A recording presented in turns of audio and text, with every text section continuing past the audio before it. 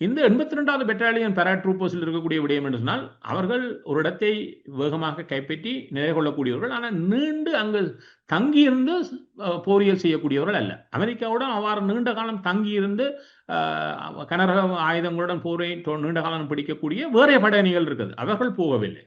இப்பொழுது கொண்டு செல்பவர்கள் இடத்தை கைப்பற்றுவர்களுடைய நீண்ட காலம் அங்கு தங்கியிருந்து போரிடக்கூடிய ஆயுத பலம் கொண்டவர்கள் அல்ல.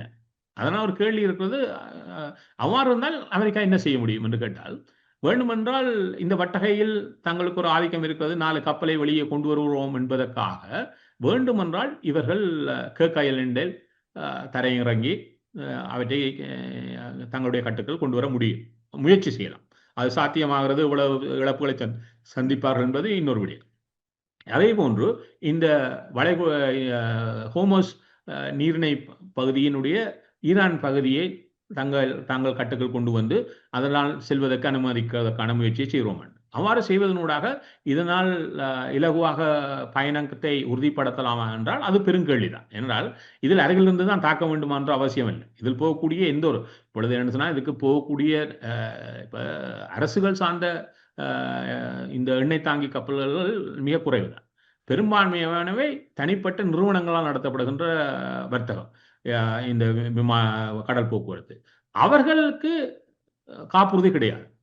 அந்த காப்புறுதி இல்லாமல் அவர்கள் இந்த இடத்துக்கு போவதற்கு தயாராக இருக்க மாட்டார்கள். அதுக்கு ட்ரம்ப் சொல்கிறார், நாங்கள் காப்புறுதி கொடுப்போம் என்று. ஒரு 3 கிழமையா சொல்கிறார், நாங்கள் காப்புறுதி கொடுப்போம் என்று. இவ்வாறு கொடுப்பது என்ற பொறிமுறையை கடந்து பேசுகிறார்.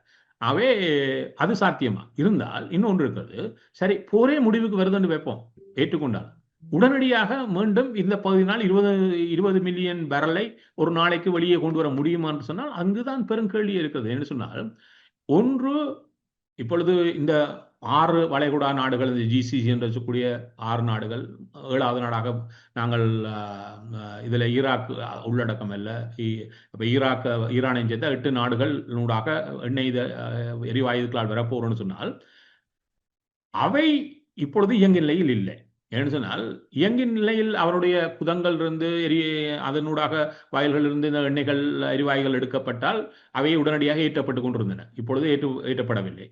அங்கு சேமித்து வைக்கக்கூடிய வசதி ஓரளவு தான் இருக்கிறது. அந்த சேமிப்பு வசதியை மீறிய சூழல் வந்துவிட்டது. அவ்வாறு என்று சொன்னால் என்ன செய்யப்படும்?